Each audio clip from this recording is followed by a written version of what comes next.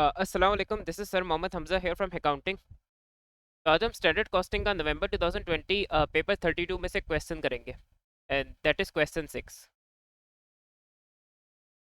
वैसे तो मैंने स्टैंडर्ड कॉस्टिंग के लिए एक बहुत कॉम्प्रिहेंसिव क्वेश्चन किया था, और उसमें मैंने कुछ बोनस में भी चीज़ें सॉल्व कर दी थी जो कि उस क्वेश्चन में रिक्वायर्ड नहीं थी, ताकि आप लोग के एक ही क्वेश्चन से as many as possible concepts clear हो जाए। अब ये थोड़ा सा डिफरेंट क्वेश्चन आया था स्टैंडर्ड कॉस्टिंग का, और ये इंटरेस्टिंग भी था काफ़ी।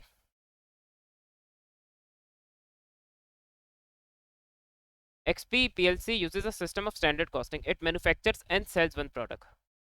The following per unit information is available. Direct material 2 kilos at 6 per kilo, 4 hours at 10 per hour, 3.5 per direct labor hour.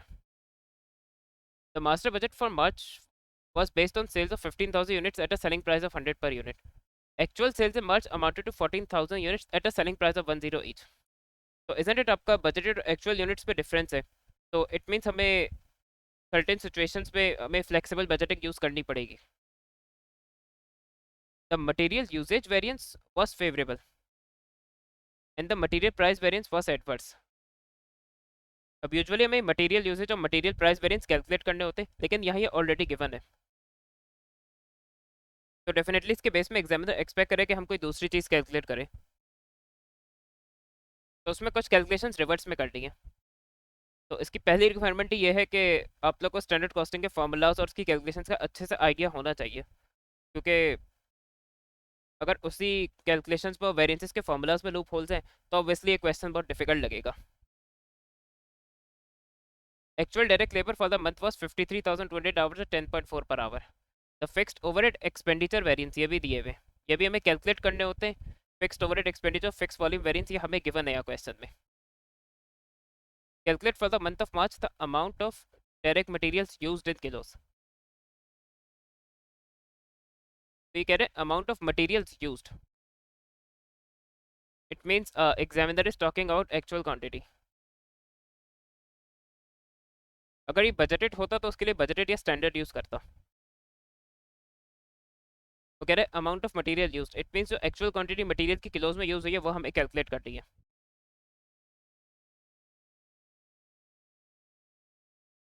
तो हमें मटेरियल यूजेज वेरिएंस और मटेरियल प्राइस वेरिएंस के बारे में।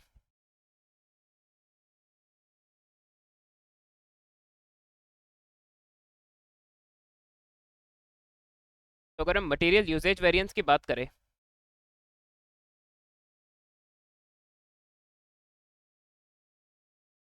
तो इसका फॉर्मूला होता है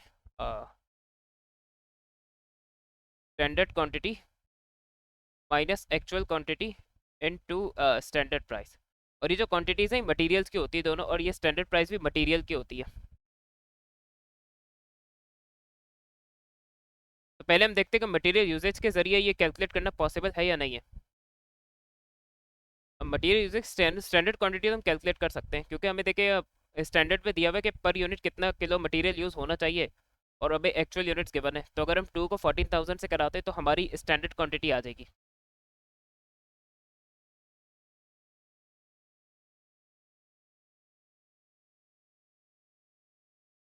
तो अगर हम 2 को कराते 14,000 से,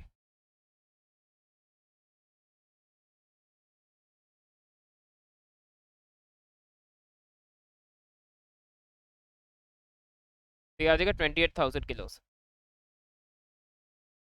तो इसको तो चले हम फार्मूला में पुट इन कर लेंगे 28,000। अच्छा, एक्चुअल क्वांटिटी हमें पता नहीं है, वो तो ऑब्वियसली हमें कैलकुलेट करनी है, इसको हम एक्स रख लेते हैं। स्टैंडर्ड प्राइस भी आई थिंक सो गिवन है 6 per kilo, and this is equal to जो आपका मटेरियल यूजेज वेरिएंस है जो कि फेवरेबल दिया हुआ है, इज इक्वल टू पॉजिटिव 22,800। तो अब यूजुअली हमें इसमें ये एक्चुअल क्वांटिटी को यूज़ करके ये वेरिएंस निकालना होता था। अब वेरिएंस आंसर हमें गिवन है, उसका फॉर्मूला को यूज़ करके हम ये दूसरी वैल्यू फाइंड आउट करेंगे। तो अब इसमें एक तो ये मैथमेटिक्स का एरर नहीं करना है। अब दिस मल्टीप्लाई पे दिस है, तो इसका मतलब ब्रैकेट में ये जो 6 है ये 28,000 से भी मल्टीप्लाई होगा और ये 6 से भी मल्टीप्लाई होगा।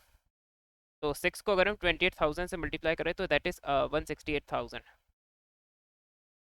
Minus 6x is equal to 22,800। अब 168,000 माइनस 22,800 हो जाएगा इज इक्वल टू 6x। तो 145,200 इन दोनों को माइनस करके आ गया। अब इसको ऑब्वियसली 6 से डिवाइड कर देंगे तो हमारा x आ जाएगा।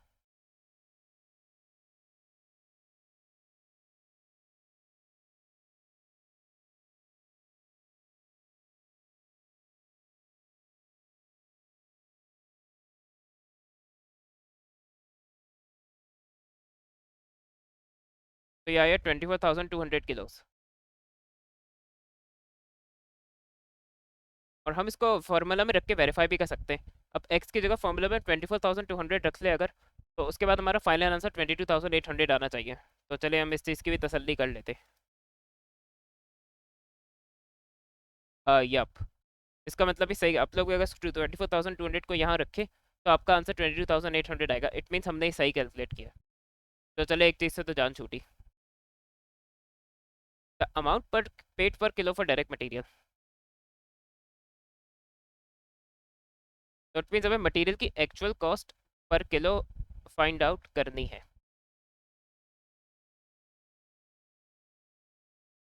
अब हम मटेरियल प्राइस वेरिएंस के फॉर्मूला को कंसिडर करते हैं, हो सकता है उससे कुछ करना पॉसिबल हो।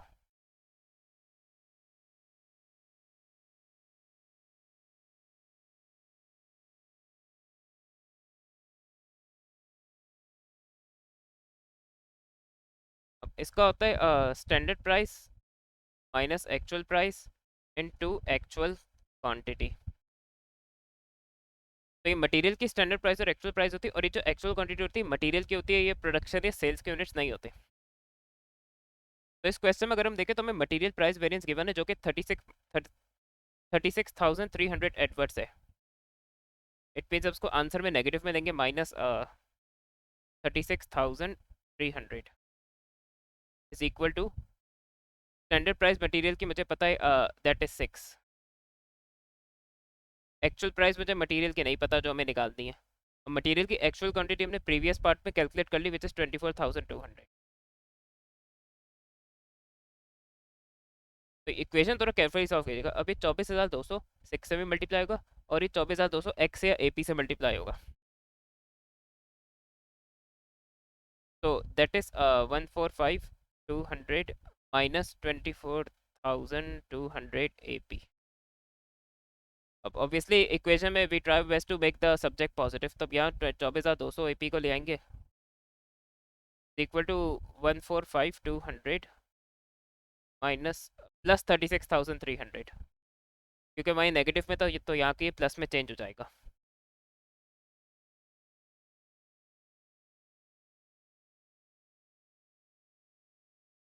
इसमें अब अगर हमें एपी निकालना है तो 145,200 प्लस 36,300 होगा, सो दैट विल बी 181,500, और ये डिवाइड हो जाएगा 24,200 से।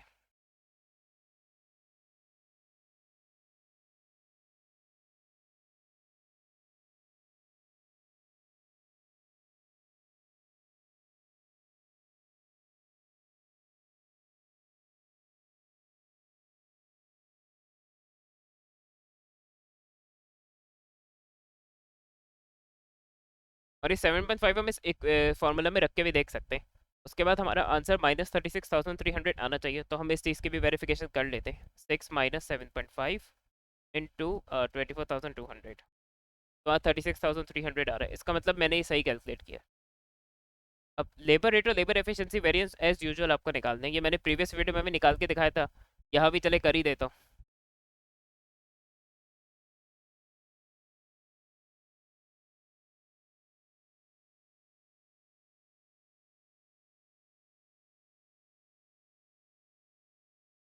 तो लेबर रेट वेरिएंस आसान होता है। तो लेबर का जो स्टैंडर्ड रेट है वो 10 है। फिर लेबर का जो एक्चुअल रेट है वो 10.4 है, और लेबर के जो एक्चुअल आवर्स है वो 53,200 है। यही तीन चीज़ें यूज़ होती हैं लेबर रेट वेरिएंस कैलकुलेट करने के लिए। 10 माइनस 10.4 और एक्चुअल लेबर आवर्स आर 53,200।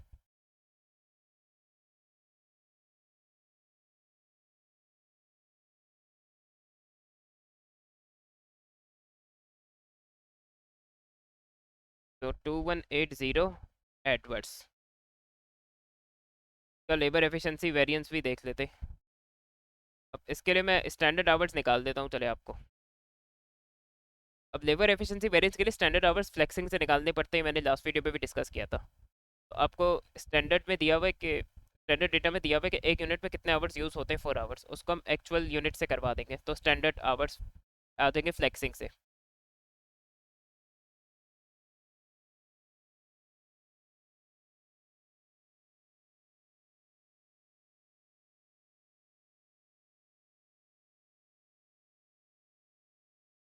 तो 4 आवर्स एक प्रोडक्ट में लगने चाहिए और कुल सेल्स हमारी 14,000 है। अब ये डिटेल में प्रीवियस वीडियो में एक्सप्लेन किया था, तो डिटेल्स में इंटरेस्टेड है तो वो मेरी प्रीवियस वीडियो देख सकते हैं। 56,000। अब हम इसका फॉर्मूला यूज़ कर लेते। तो लेबर एफिशिएंसी वेरीज पे एक तो ये स्टैंडर्ड आवर्स चाहिए होते हैं और ये एक्चुअल आवर्स दिए हुए 53,200, और फिर ये मल्टीप्लाई हो जाएगा लेबर का स्टैंडर्ड रेट विच इज 10।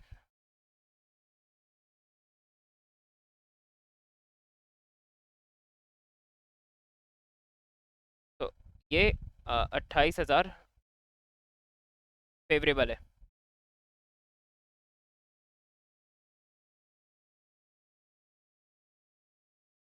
अब उसके बाद है the actual profit.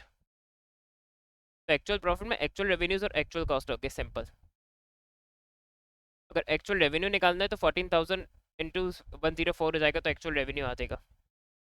Actual direct labour cost निकालनी 53,200 को मल्टीप्लाई पे 10.4 कर दे। मटेरियल के लिए भी ईजी है, देखिए आपकी एक्चुअल कॉस्ट पर किलो आ गई है और हमारी एक्चुअल क्वांटिटी है, तो अगर हम इसको 7.5 पर किलो को 24,200 से करा दें तो हमारी एक्चुअल मटेरियल कॉस्ट भी आ जाएंगे। अब आप लोग कुछ लोग सोच रहे होंगे कि जो एक्चुअल फिक्स कॉस्ट है वो हम कहाँ से लाके खड़ी करेंगे, वो हम कहाँ से लाएंगे, उसके बारे में तो कुछ दिया हुआ नहीं है। तो अब अगर आप देखें फिक्स्ड ओवरहेड एक्सपेंडिचर वेरिएंस दिया हुआ है।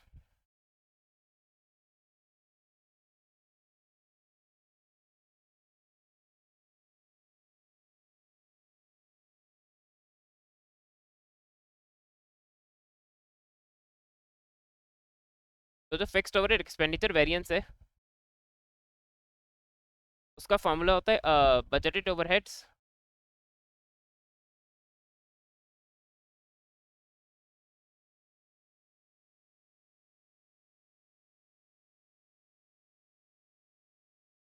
और ये भी मैंने बताया था कि इस फार्मूला में फ्लेक्सिंग नहीं होती। अब अगर आप लोग उस पर ज़बरदस्ती फ्लेक्सिंग फ्लेक्सिंग करके इक्वेशन यूज़ करने की कोशिश करेंगे तो आपकी जो एक्चुअल फिक्स कॉस्ट है वो सही नहीं आएगी। तो fixed overhead expenditure variance usually में कैलकुलेट करना होता है, यहाँ वो गिवन है। इस पे क्योंकि एक्चुअल ओवरहेड्स यूज़ होता है तो इस और बजटेड ओवरहेड्स हम कैलकुलेट यहाँ कर सकते हैं, तो इसलिए फिक्स्ड ओवरहेड एक्सपेंडिचर के जरिए हम एक्चुअल फिक्स्ड ओवरहेड कैलकुलेट कर सकते हैं।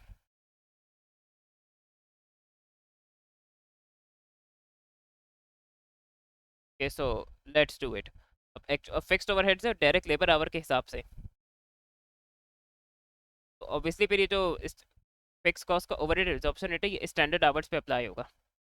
तो हमने देखे भैया लेबर एफिशिएंसी वेरिएंस में स्टैंडर्ड आवर्स निकाले हुए हैं, इसको हम अपने बेनिफिट में यूज़ कर सकते हैं। क्या मसला है।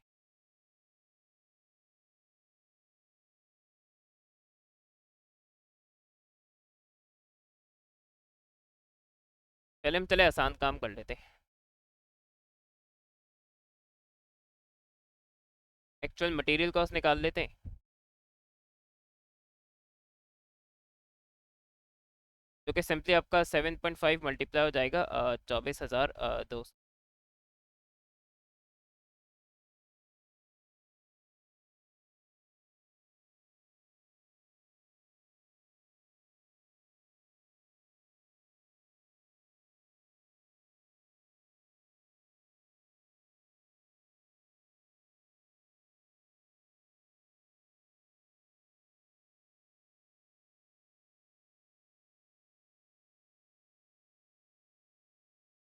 फिक्स्ड ओवरहेड एक्सपेंडिचर वेरिएंस हमें यहाँ गिवन है, तो वो 10,000 फेवरेबल है, तो ये पॉजिटिव 10,000 आया होगा।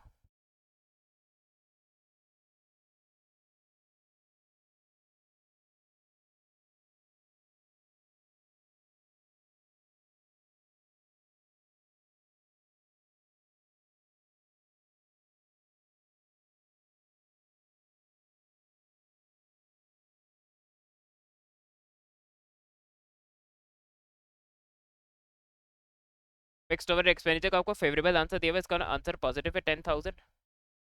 अब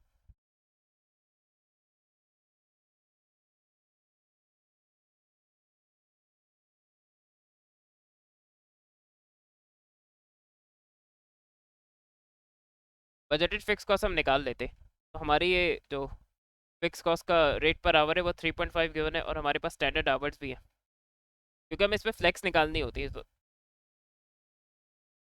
माय बैड, माय बैड।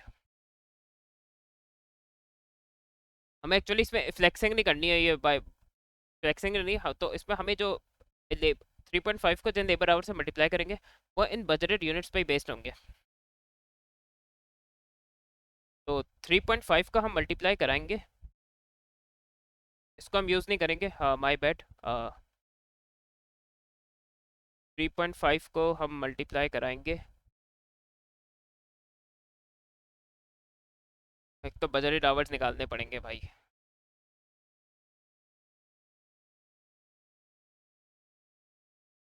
तो बजटेड आवर्स निकालना आसान है, देखिए 4, अब सिंपली 4 को करा दे 15,000 से,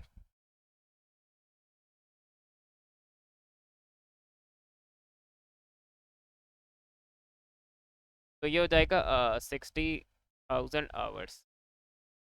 3.5 को फिर आप 60,000 से करवा दे,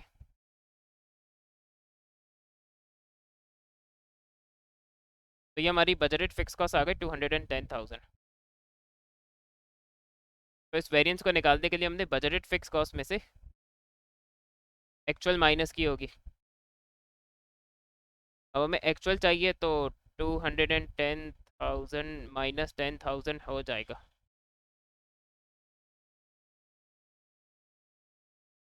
तो हमारे एक्चुअल फिक्स कॉस्ट होगा इसमें 200,000। और ऑब्वियसली 210 माइनस 200 करे तो आपका 10,000 का favourable fixed overhead expenditure variance आएगा। इसका मतलब हमने एक्चुअल फिक्स कॉस्ट सही कैलकुलेट की है।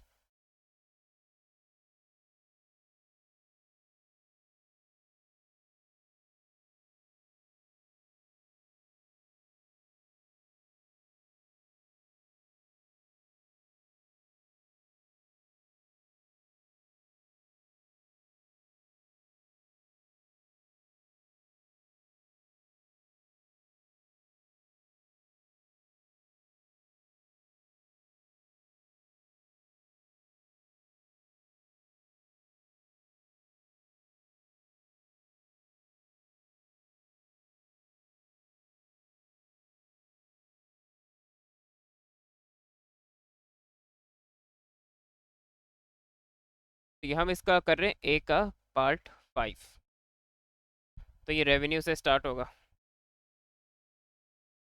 रेवेन्यू के लिए आपको एक्चुअल जो यूनिट्स है वो एक्चुअल सेलिंग प्राइस 104 है, एक्चुअल यूनिट्स 14,000 है, रेवेन्यू आ जाएगा। तो that is 1456,000 revenue less cost. अब आप लोग पेपर में पूरा लिखेगा, मैं एब्रीविएशन इसलिए यूज़ करूँ ताकि थोड़ा टाइम सेव हो जाए। तो डायरेक्ट मटेरियल हमने ऊपर कैलकुलेट किया था, तो दैट इज़ 181,500। डायरेक्ट लेबर बड़े आराम से निकाला जा सकता है। तो 10.4 पर आवर रेट है एक्चुअल, और एक्चुअल लेबर आवर्स आर 53,200।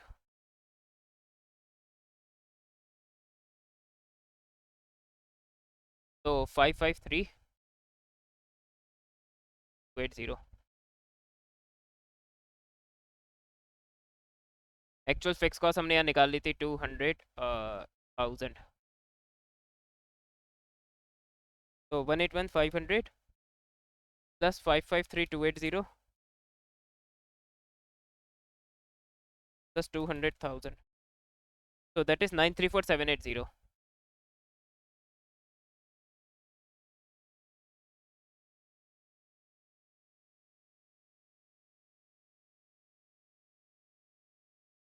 तो ये हमारा एक्चुअल प्रॉफिट आ जाएगा 521,220।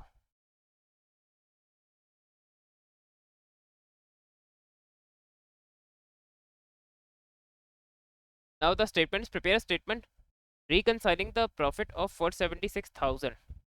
तो यहाँ हमें उसने फ्लेक्स प्रॉफिट खुद दे दिया है, from the flex budget with the actual profit, तो अब एक तरह से फ्लेक्स प्रॉफिट को एक्चुअल प्रॉफिट में चेंज करना है।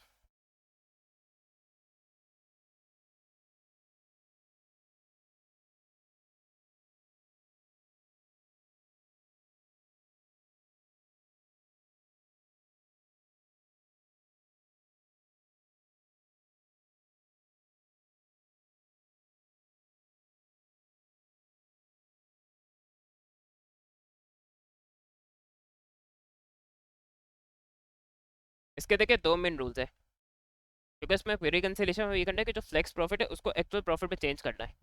तो अब देखिए जो फेवरेबल वेरिएंसेस आपके होते हैं ना, वो आपके एक्चुअल प्रॉफिट को इंक्रीज कर रहे होते हैं, क्योंकि फेवरेबल वेरिएंस का मतलब है कि या तो एक्चुअल रेवेन्यू जो है वो बजटेड से ज़्यादा है, या एक्चुअल कॉस्ट जो है वो बजटेड से कम है। तो that will increase actual profits. और कोई कोई वेरिएंस एडवर्स है तो उसका एक्चुअल कॉस्ट ज़्यादा है, एक्चुअल रेवेन्यू कम है, तो that is going to decrease our actual profits. तो प्रॉफिट की रिकंसिलिएशन में फेवरेबल ऐड होगा और एडवर्स माइनस होगा।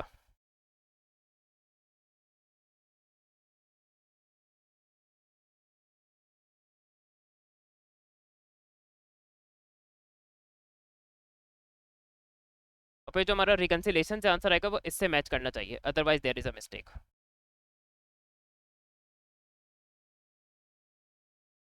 तो that is our part B.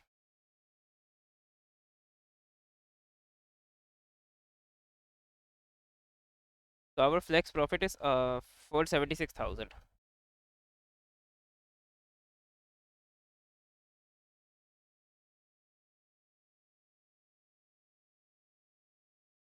अच्छा, इसमें एक और बात समझने की है कि जो सेल्स प्राइस, सेल्स की वेरिएंस है उसमें से सिर्फ सेल्स प्राइस वेरिएंस एडजस्ट होगा, क्योंकि प्रॉफिट की रिकंसिलिएशन है उसने सेल्स प्राइस वेरिएंस निकलवाया तो नहीं है, लेकिन अगर इसको कंप्लीट करना तो हमें वो खुद से कैलकुलेट करना पड़ेगा। Sales volume variance profit reconciliation में एडजस्ट नहीं होगा, ये बात याद रखिएगा।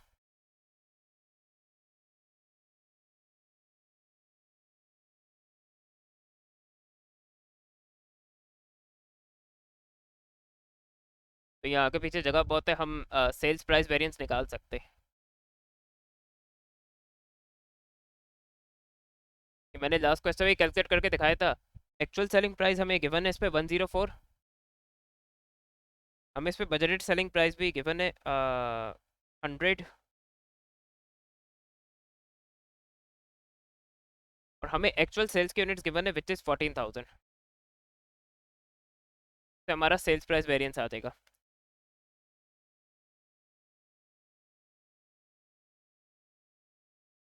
तो दैट इज 56,000 फेवरेबल।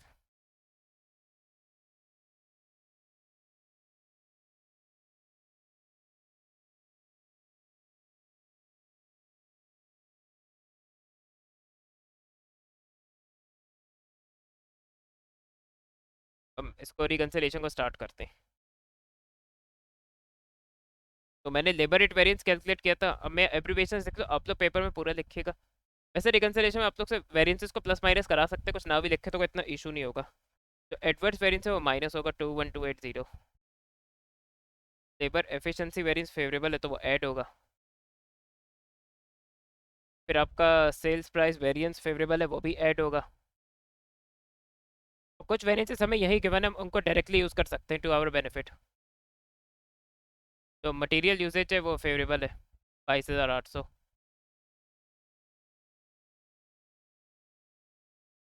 और मटेरियल प्राइस वेरिएंस एडवर्स है तो वो माइनस होगा 36,300। इसी तरह फिक्स्ड ओवरहेड एक्सपेंडिचर वेरिएंस भी हमें गिवन है जो कि 10,000 फेवरेबल है, प्लस होगा। और फिक्स्ड वॉल्यूम वेरिएंस जो है वो एडवर्स है, वो माइनस होगा।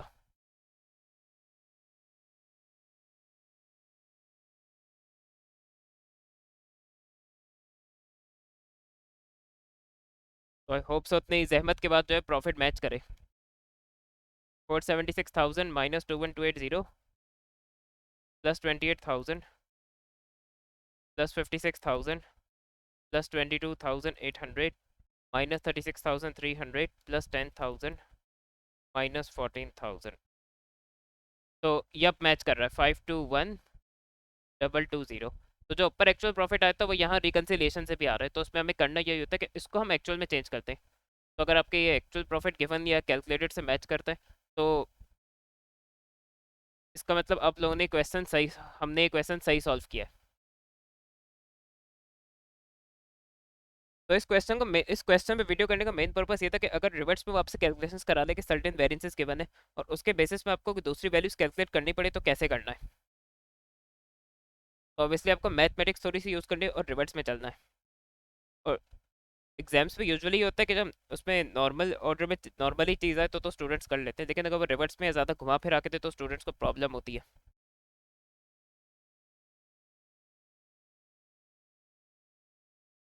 इसकी थ्योरी तो बहुत ही ईजी है। Name two other variances which the directors को calculate if they wish to do further analysis of the change in fixed overheads। तो पार्ट सी का हो जाएगा फिक्स्ड ओवरहेड एफिशिएंसी।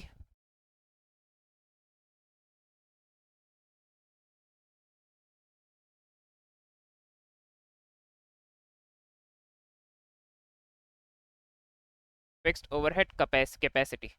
ये दोनों से अभी तक खुद कैलकुलेट नहीं कराए हैं, लेकिन ये फिर आ सकते हैं पेपर में किसी time. Suggest for reasons for the companies material price variance. Material price हमारा एडवर्स है और रीजंस आपस में लिंक्ड होने चाहिए, जबकि आपका मटेरियल जो यूजेज है वो फेवरेबल है, it means higher quality but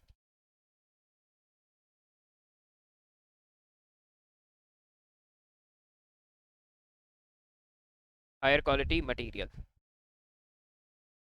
फिर मटेरियल यूजेज वेरिएंस फेवरेबल है।